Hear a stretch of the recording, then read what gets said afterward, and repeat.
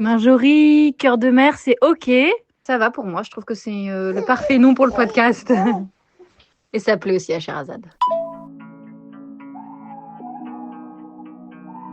Hello hello, moi c'est Malika et vous m'avez peut-être, je l'espère d'ailleurs, bon rassurez-vous si c'est pas le cas, c'est pas grave non plus, déjà entendu ma voix dans mon tout premier podcast Adieu complexe, dans lequel j'ai changé essentiellement avec des femmes, mais pas que, autour de l'image, du rapport à son corps, de la confiance que l'on se porte.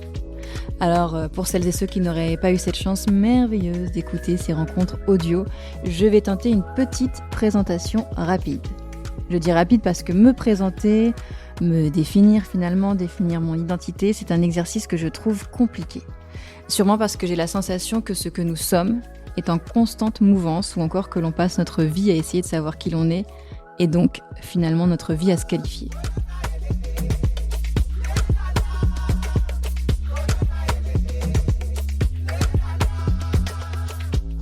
Je réalise que c'est la première fois que je parle comme ça, seule, face à mon micro, aussi longtemps.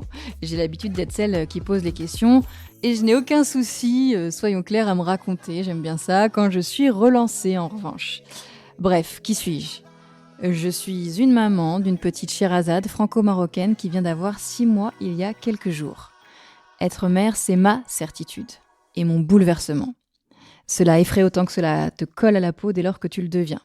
Je crois qu'être tombée enceinte à 37 ans, un âge où je pensais avoir déjà une certaine expérience de la vie et connaissance de ma personne, m'a ouvert une toute autre lecture de l'existence. J'ai vraiment pris conscience de ce que le corps d'une femme est capable d'accomplir.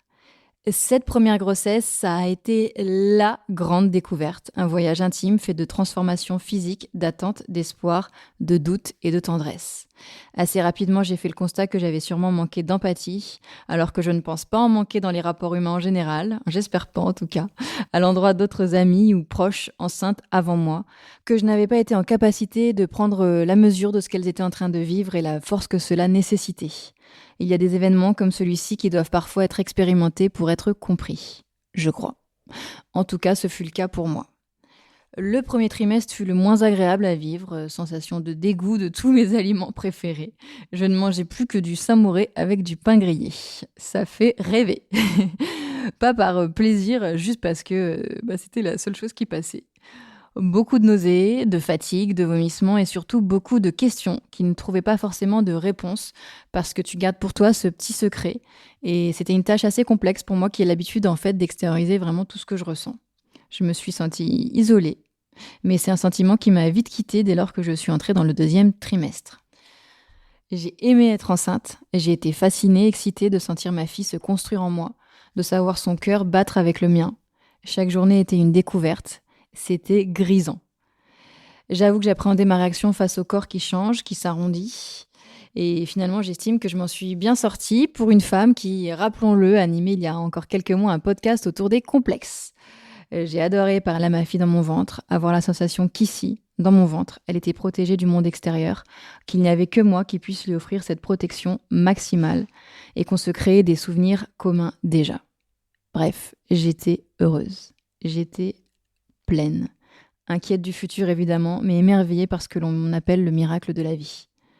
J'ai eu une grossesse active, beaucoup de déplacements entre Paris et le Maroc, le pays de mon mari. J'ai repris le sport après le premier trimestre, quand ma gynéco me l'a autorisé. Je faisais principalement du pilates à raison de 2-3 séances par semaine. J'ai travaillé, j'ai écrit, j'ai tourné, j'ai enregistré jusqu'à la fin également. En somme, j'ai maintenu mes occupations habituelles, même si je n'avais pas le temps passant exactement la même mobilité. Bon, les mamans sauront de quoi je parle. Je me sentais bien. J'avais l'impression de voir des femmes enceintes partout et j'avais surtout envie d'être entourée de femmes enceintes. Grande passion pour les cours de yoga, pilates et même aquagym dédiés aux femmes enceintes. Tous nos gros bidons là qui se bougeaient dans tous les sens, ça me faisait vraiment sourire. En fait, j'étais dans une bulle que j'avais envie de partager qu'avec d'autres femmes enceintes dans la même situation que moi, quoi. C'est très difficile d'exprimer ce que je dis, ça ne veut pas être excluante, mais c'était vraiment mon ressenti. J'avais vraiment besoin de me rapprocher, et rapprocher c'est vraiment le mot juste, d'autres femmes, de partager ce que je vivais et de m'enrichir de leur expérience. Et puis au cours du 8e mois, alors que la veille je faisais mes 10 000 pas quotidiens et mon cours de réformeur, je ressens une fatigue immense. Mais quand je dis immense, c'est immense. Marcher devient une épreuve, On est fin avril, début mai, il fait très chaud à Paris. Mon ventre s'est bien arrondi. Alors voilà, je mets ça sur la fin de grossesse. On m'a décrit que ça allait être un peu plus dur physiquement, plus compliqué. Je me dis que c'est ça. Puis la nuit, j'ai des frissons. Je passe de grandes transpirations, chose que, sincèrement, c'est pas pour me le raconter, mais je transpire jamais, à un état où je grelotte. Et je dois me mentaliser même pour traverser une pièce en me disant Malika, ça va aller, tu peux marcher debout, là, ça va le faire. Là, je prends conscience qu'il y a quelque chose qui n'est pas tout à fait normal. J'ai des courbatures dans tout le corps. Il n'y a vraiment pas une seule partie de mon corps qui est épargnée. C'est de la tête aux pieds. Et puis, au bout de plusieurs jours, je me sens vraiment malade. J'ai cette conviction qu'il y a quelque chose qui ne va pas. Je sens que ce n'est pas juste la grossesse. Mais j'ai cet instinct qui me dit, ma fille, elle va très bien. Je la sentais bouger. Elle était hyper active dans mon ventre. J'avais en revanche plus trop confiance en ce corps qui, lui, m'avait bluffé jusque-là. Je m'en épanchais pas trop près de mon mari. De toute façon, il était à mes côtés, il me voyait.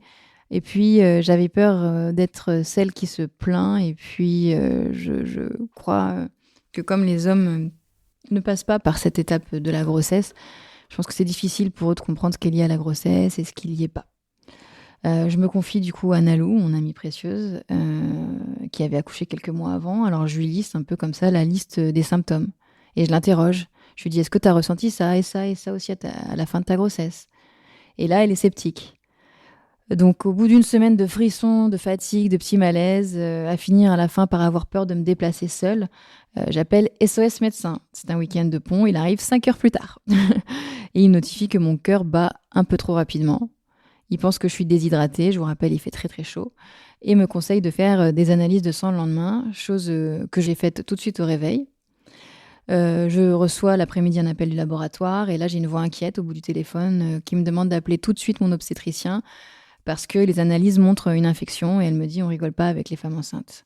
J'envoie les analyses à mon obstétricien et il m'appelle et me demande de venir en urgence à la maternité. Alors on part tout de suite avec mon mari.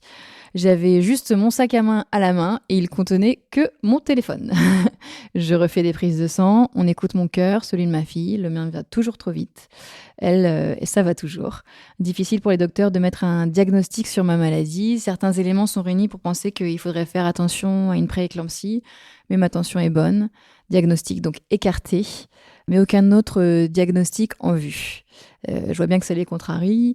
Je passe la nuit à la maternité sous surveillance avec Karim et à 5 heures, on est réveillés pour que je refasse une prise de sang parce que les derniers résultats ne sont pas bons. Et là, je sens qu'il y a une atmosphère beaucoup plus tendue. Là où la veille, certains docteurs avaient envie de me faire sourire, de me calmer, je sens que même eux, là, sont contrariés.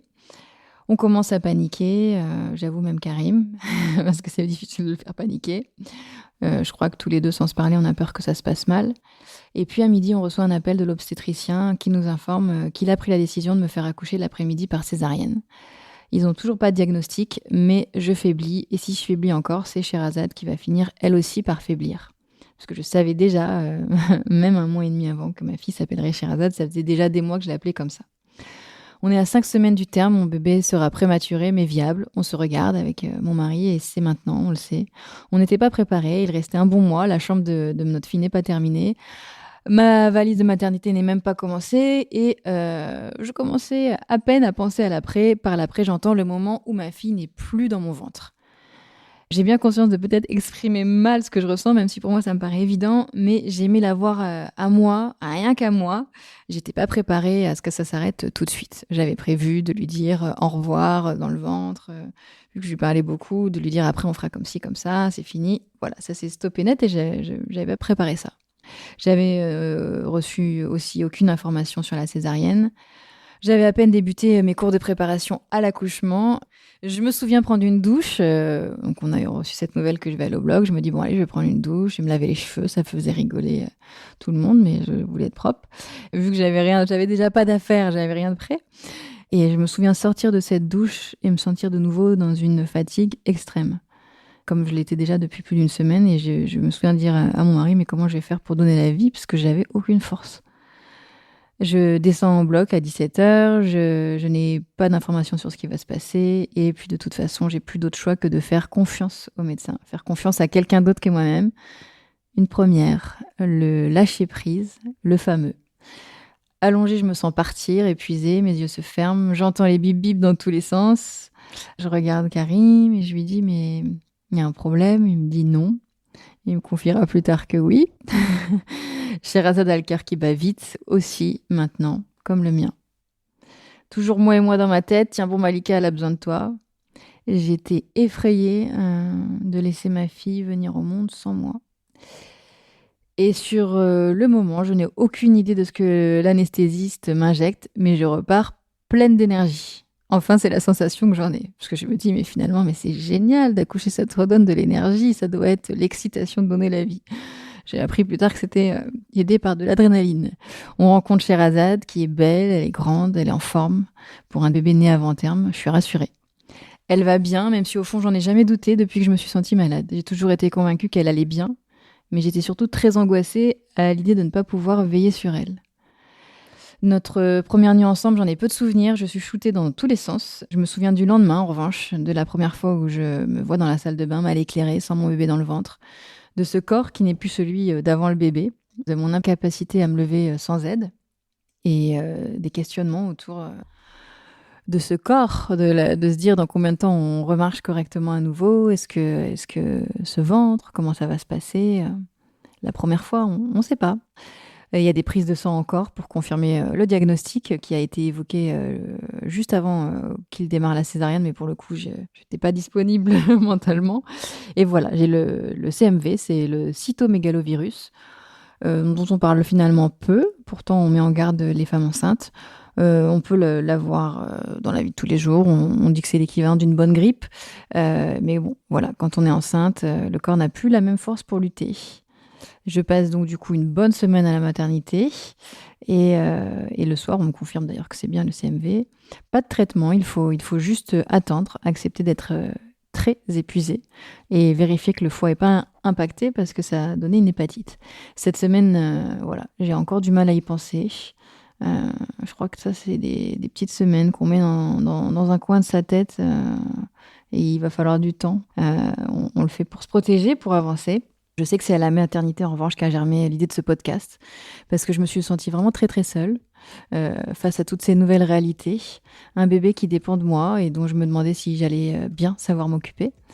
Comprendre ce qui vient d'être fait à mon corps, c'est quoi une césarienne et qu'est-ce que je dois faire après.